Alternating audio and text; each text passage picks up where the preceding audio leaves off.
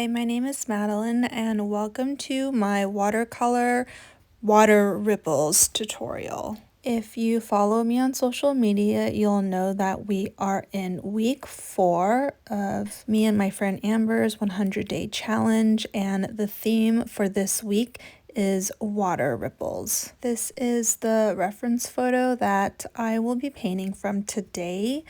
And in full disclosure, water ripples is not something that I am super comfortable painting, but I am putting this tutorial here for you guys today to share that despite painting a reference that I'm not very comfortable with, there are still universal principles about watercolor that I feel I can share with you guys. And it's also a little bit of a reality check that I sometimes really don't like the way that my painting's going, and I end up having to pivot. That's just kind of a universal reminder that even I don't love what I do sometimes, but that's okay. I can embrace that I'm not going to love everything that I paint, and I don't think you have to love everything that you paint. I think the most important thing about being an artist and painting is enjoying the process, and I play with a lot of really pretty colors today, and so I'm excited to get into it. So I have some Balhong Academy Rough paper taped down, and I'm putting down some yellow. This is a color by Addison and Segwick, and it is a little bit shimmery. It has some golden shimmer in it, and I really like it for sunsets. So our reference photo has a really pretty sky above the ocean water, and I'm going to paint that first, and I have taped it off so that I have a clean line for when I start to paint the water. A really common question that I get asked a lot is, when I paint blues and yellows next to each other, how do I not get the blue and the yellow to mix into a green? I have a few tips to help reducing getting greens in your skies. The first is, I like to say that my yellows and blues hold hands, but they don't hug.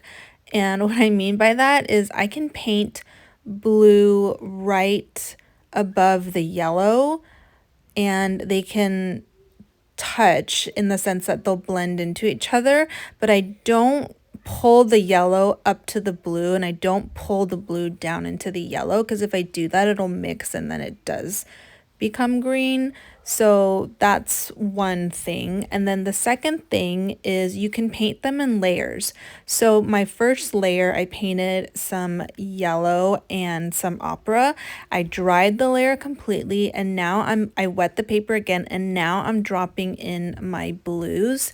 And so the yellow that's on my paper has already dried, and so even though I'm re-adding some pink and blue, it's not going to turn green. And then my last tip is, sometimes I like to sandwich a color in between the blue and the yellow. So like here, I did yellow and then pink and then blue, and so that's another way to also prevent getting green in your sky.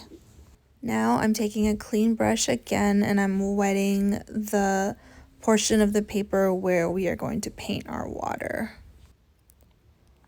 And now I am picking up my round brush, and I'm grabbing some turquoise and some ultramarine blue, and I'm going to mix those colors to paint the base layer of the water that we have right here.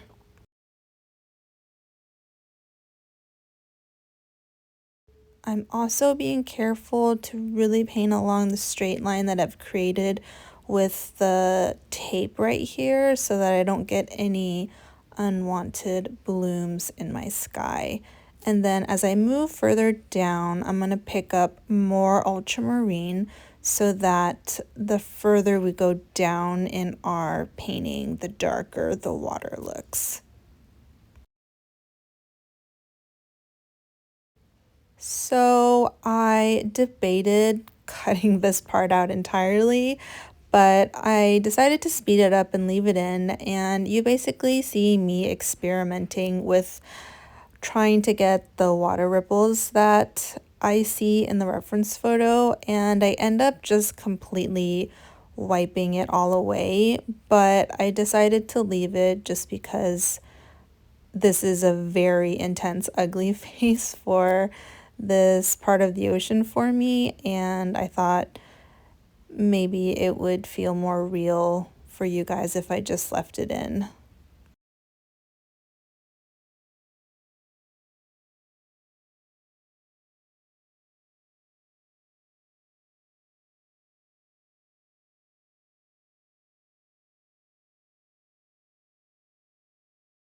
So right about now, I decide that I'm not liking how this is going, so I grab my brush and I pick up some clean water and I basically just wipe all of this away.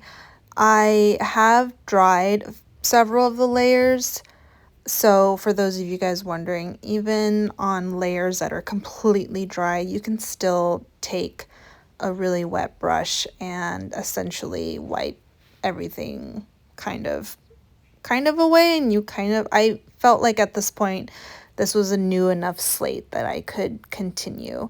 So now I'm just grabbing some ultramarine and I am starting again at the uppermost part of our water, and I'm just making it a little bit darker.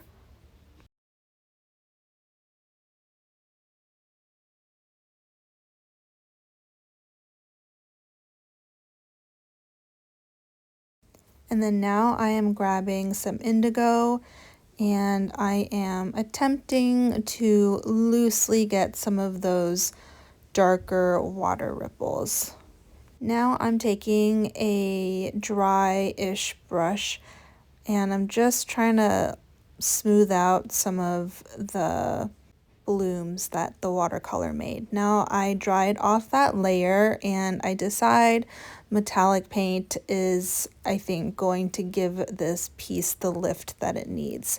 So I'm using some blue metallic paint and I'm just kind of bringing it in to be the highlight in between the ripples that I see in the reference photo. And I don't hate how it looks. I don't love it.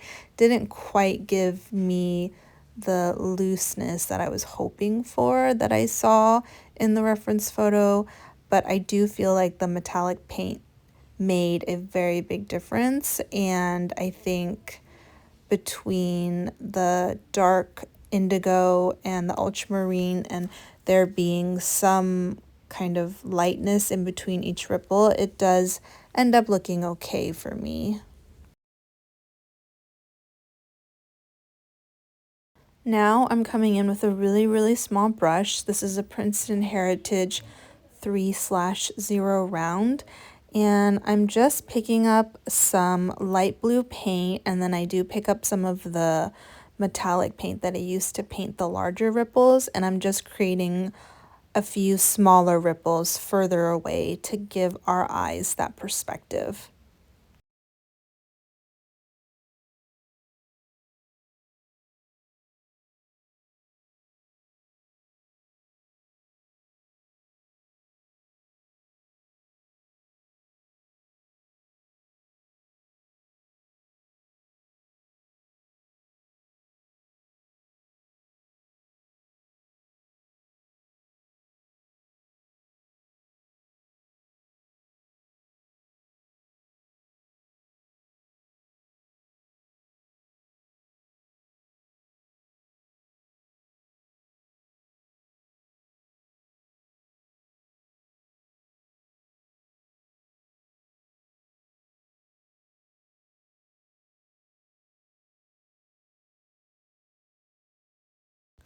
I like how that looks, and so I'm grabbing my Princeton Select 10-0 liner and I'm going to paint a small flock of birds to finish this piece off.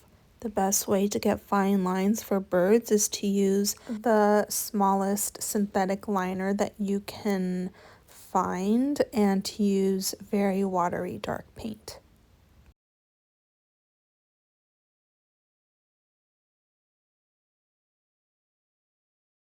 Give that a good dry one last time, and then we can start peeling off our masking tape. I hope you enjoyed painting along. I hope you learned something, and more than anything, I hope you will be a little bit kinder to yourself this week as you paint, if you decide to paint this very difficult motif.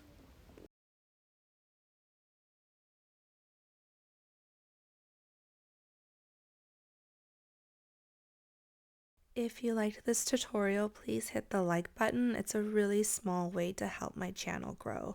And if you enjoy my content, use the following QR codes to either find me on Patreon or Instagram.